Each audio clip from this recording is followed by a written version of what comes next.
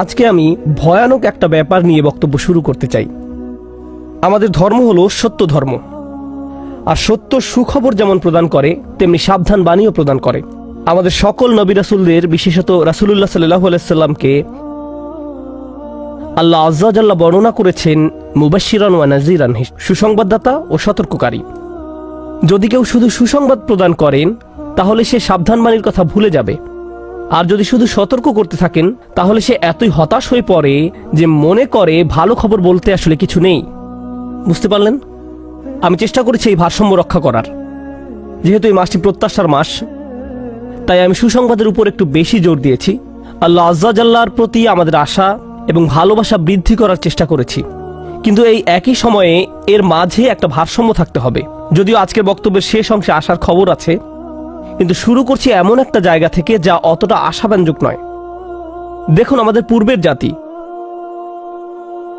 বনী ইসরায়েলকে আল্লাহ কিতাব দান করেছেন। আমাদের যেমন কুরআন রয়েছে, তাদেরকেও অন্য কিতাব দেওয়া হয়েছিল।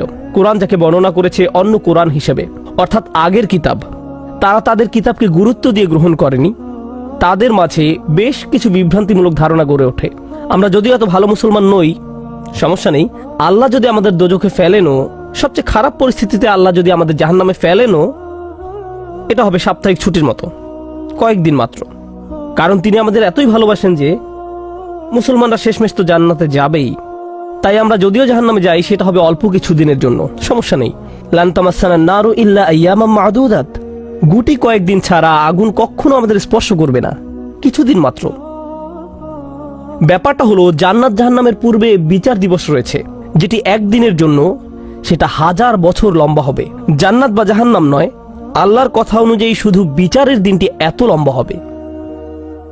আর বিচারের দিনটি হবে মাত্র একদিনের, আর জান্নাত জাহান্নাম চিরকালের জন্য। তাই কেউ যখন বলে গুটি কয়েকদিন, তাকে এখনকার দিনের হিসেবে চিন্তা করলে তো হবে না।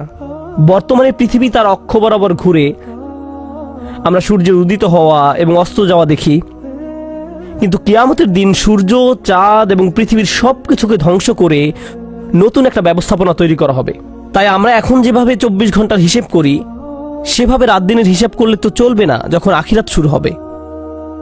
চলুন তাহলে সবার আগে এই ধারণাটি আমাদের মাথা থেকে ফেলে দেই।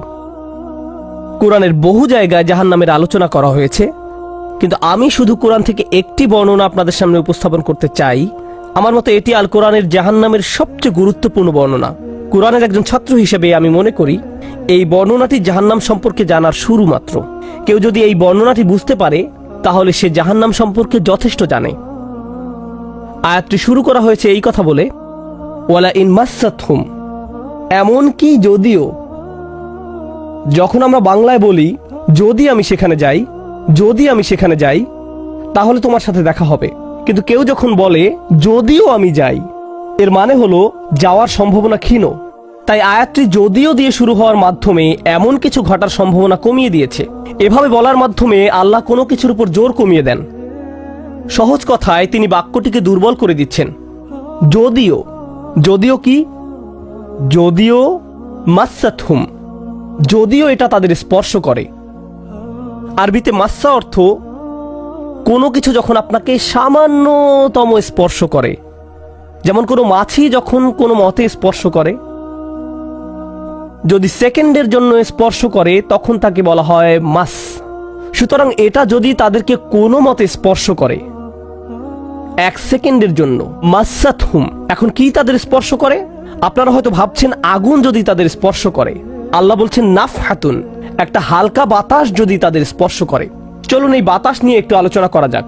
আরবিতে নাফহাতুন বলতে বোঝায় দরজা বন্ধ করলে যখন সামান্য একটু বাতাস এসে পড়ে, পর্দা নড়ে ওঠে, অথবা কেউ জানালা বন্ধ করলে যেভাবে হালকা বাতাসে পর্দা নড়ে ওঠে। এই বাতাসের যা বাহির থেকে ভেতরে আসে বা ভেতর থেকে বাহিরে যায়, দুই ধরনের আছে। একটি হলো লাফহা, লাম যোগে, আরেকটি হলো নাফহা। লাম যোগে লাফহা মানে বাতাসটি গরম, আর নুন যোগে নাফহা মানে বাতাসটি ঠান্ডা। আল্লাহ বলছেন এমনকি যদি ঠান্ডা বাতাস তাদেরকে স্পর্শ করে, যদি ঠান্ডা বাতাস তাদেরকে স্পর্শ করে তোমার প্রতিপালকের শাস্তি থেকে। তিনি এই আয়াতে জাহান্নাম কাউকে স্পর্শ করার কথা বলছেন না। তিনি এই আয়াতে আগুন কাউকে স্পর্শ করার কথা বলছেন না। তিনি এমনকি গরম বাতাস কাউকে স্পর্শ করার কথাও বলছেন না। তিনি আগুনের ঠান্ডা অংশের কথা বলছেন, আর এটা আপনাকে চিরকালের জন্য স্পর্শ করছে না। প্রসঙ্গত, আমরা ফিজিক্সে পদার্থের 3টি অবস্থার কথা শিখেছি: সলিড, লিকুইড এবং গ্যাস। সলিড বা কঠিন কিছু যদি স্পর্শ করে আমরা তা অনুভব করতে পারি। এই মুহূর্তে গ্যাস আমাদেরকে স্পর্শ করছে, বাতাস এখন আমাদেরকে স্পর্শ করছে, আমরা এটা অনুভব করি না। আর এই আয়াতে আল্লাহ বর্ণনা করছেন কি তাদের স্পর্শ করছে? বাতাস তাদেরকে স্পর্শ করছে। কোন ধরনের বাতাস? অপেক্ষাকৃত গরম বাতাস নাকি ঠান্ডা বাতাস? ঠান্ডা বাতাস। ঠান্ডা বাতাস কোনো রকম তাদেরকে স্পর্শ করছে। এই আয়াতের সবচেয়ে উল্লেখযোগ্য বিষয় হলো, আমি একটু আগে নাফহা এবং লাফহার কথা বলেছিলাম। অন্য কথায়, তারা এখনো জাহান্নামে প্রবেশ করেনি, তারা এর দিকে অগ্রসর হচ্ছে। আর জাহান্নামের অপেক্ষাকৃত ঠান্ডা বাতাস এসে কোনো মতে তাদেরকে স্পর্শ করলো। তখন তাদের প্রতিক্রিয়া কি? চিৎকার করে বলে উঠবে, ইয়া ওয়াইলানা, হায়, সবচেয়ে কঠিনতম শাস্তি আমাদের জন্য শুরু হয়ে গেছে। ইন্না কুন্না যালিমিন, আমরা সব সময় অপরাধী ছিলাম। তারা সাথে সাথে তাদের সব অপরাধ স্বীকার করবে। যে কারণে এই আয়াতটি আমি সংক্ষেপে আপনাদের নিকট উপস্থাপন করলাম।